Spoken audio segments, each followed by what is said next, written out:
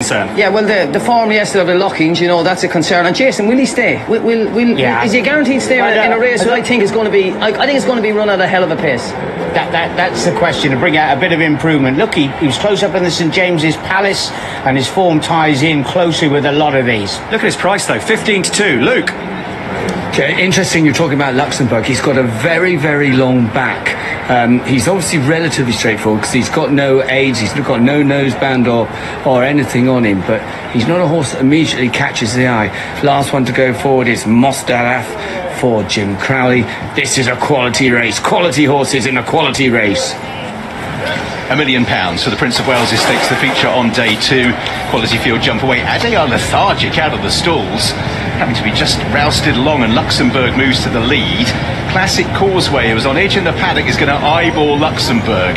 Ryan Glasser glance across and having to invest a little bit in the battle for the lead. They now grab hold. My Prospero's nearly climbing on the back of them as Adayar, now in full stride, also closes to Luxembourg. So that little joust didn't last very long, and Luxembourg now has the advantage from Classic Causeway in second by half a length. Adayar is third as they make their way into the bend.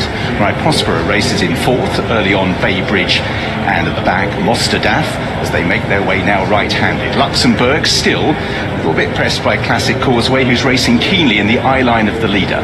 Adayar in third place, the blue jacket, My Prospero racing in fourth in the yellow with the purple star.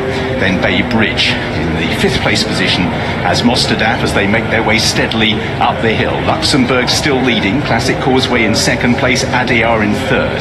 My Prospero, Tom Marquand, is in fourth place at the moment. Bay Bridge still on the running rail as they climb uphill, and that was a over 13-second furlong. The gradient having something to do with it, but Luxembourg just trying to get a breather in. Mostahdaf is still last as they prepare now to spin the bend.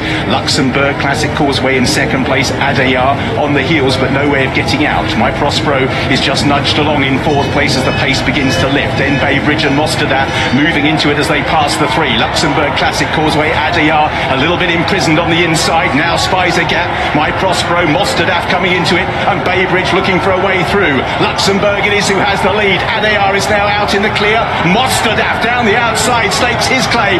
Then Bay Bridge and My Prospero, and it's Mostahdaf who's gone past some big guns here in the Prince of Wales's. He's 2 lengths clear from Adayar. Bay Bridge, Luxembourg, My Prospero staying off on the outside, but Mostahdaf is running right away from some of the best horses in Europe, and Mostahdaf for Jim Crowley and John and T Gosden have blunted some big guns. Luxembourg in second, Adayar third, My Prospero and Bay Bridge, the 3 from the Champion Stakes, are firmly put in their place, and Classic Causeway, Mostahdaf for John and T Gosden and Jim Crowley, has rattled away with this. Won by a good 4 lengths. Luxembourg and Adayar, My Prospero and Bay Bridge, quality horses, but left in the wake of Mostahdaf, who quickened up smartly and showed no signs of stopping or coming back for a decisive victory.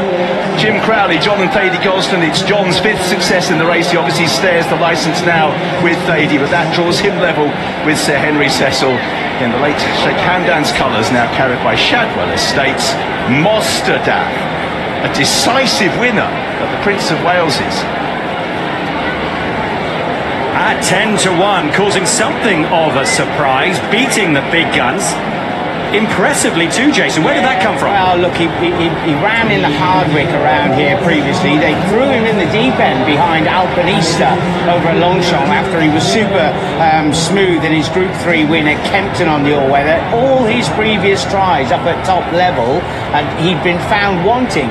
But that was a top draw performance from him. No excuses. Also from last, because we were watching it thinking they're not going that quick here. Ryan was able to get Luxembourg to the front. He had the American horse on his outside for a while, but the fractions weren't crazy. This horse had to sit in last and bide his time, and then he fairly just swooped around the outside of the field and put the race to bed. And as you mentioned, he finished behind him in the superstar in Dubai, that horse Equinox. Well, I think he tried to chase him that day. He was right on his tail, and Equinox just, you know... Yeah, and maybe they learned a lot today that he needed to be dropped in. I honestly, I thought they were going slow. I thought it was playing to Ryan, playing to Ryan's strengths. But they looked slow coming up the straight, and he was the only one that quickened away. And look, the second, third, fourth, fifth, they were just... What does this say about the rest of them? Sorry? What does this say about the rest of them? Well, that have... we had them, 2 or 3 pounds between the group, didn't we? And all of a sudden, he's come through and put up that spectacular performance. He was handy over in Riyadh when he won by 7 lengths. As Johnny was saying, goes to Dubai, gets lapped by Equinox. Oh my word, that's by some way a career best. I imagine Jim Crowley would have enjoyed that. He's with Matt. Yes, Batash may have retired, Baid may have retired, but the Group 1 winners keep flowing for this tremendous organisation and Jim Crowley. Jim, that was a romp for a horse that finished last of 20 in the Arc at 56 to 1. Yeah, I suppose it was a fantastic run. John and Thady, they've done an amazing job with him, and we learnt. Look, he bolted in Saudi, a mile and a quarter fast ground. He didn't quite stay against Equinox. He was probably the only one who sort of served it up to him, went after him in Dubai, and he got tired. John and Thady brought him back. He's fresh. They've trained him unbelievable. He was bouncing coming into the race today, and like I said, a mile and a quarter fast ground's fantastic. It's great for Shake Your Hisses here with her family, and it's fantastic. Angus Gold, the racing manager, of course, for this great organisation. To my left, the man is known as Gardenier. Almost felt like a godly performance. I mean, even you couldn't imagine Mostahdaf just romping clear of Derby winners and multiple Group 1 winners. Not like that, no. We've always held him in high regard, this horse, and he's a Frankel. He's probably only just coming to himself now, and as you can see, he's a big, strong horse, and he's probably just coming to his fore now. One to look forward to for the Eclipse and Juddmonte International. And Jim, it might continue for you. You've got the hot pot of the meeting in Al Asifa and also Huckham as well, so bodes well for the rest of the week. Fingers crossed. Good luck, Jimbo. Yeah, it'll be fascinating to see how Al Asifa gets on in the Ribblesdale. She was devastatingly good at Goodwood last time. This was devastatingly good from Mostahdaf, John. It was. Like, when you look back at it, there was no excuses. Like, as I said, I thought Ryan was in the box seat. I was a bit surprised, as I said, the 2 boys dropped in and they let him have it in front, although the American raider did keep Ryan honest, but he still looked like he was in control. Maybe the signal signs were turned when Ryan pulled his stick through at the bottom of the straight. This horse just cruised up to them. He just cruised up there, and when he let him go, he clicking 5 lengths clear. What you want to make him, really, though? I didn't see it coming. But like, maybe he is the next superstar. In the Shadwell blue and white, led in by Victor Konya and Tony Proctor, Shake a Hisser. Here to enjoy Mostahdaf winning the Prince of Wales Stakes.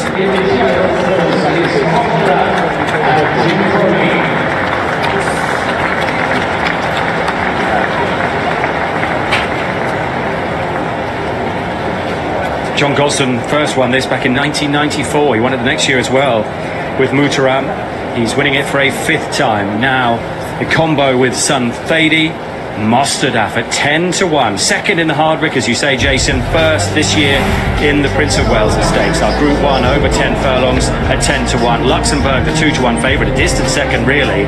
Adayar was third. My Prospero friendless in the market before the race and didn't feature much near the finish either. And getting quotes of 6 and 8 to 1 for the Cora Eclipse at Sandown in a few weeks' time. Very much comes into the mix for that kind of race, doesn't it? Juddmonte and things like that, Jason.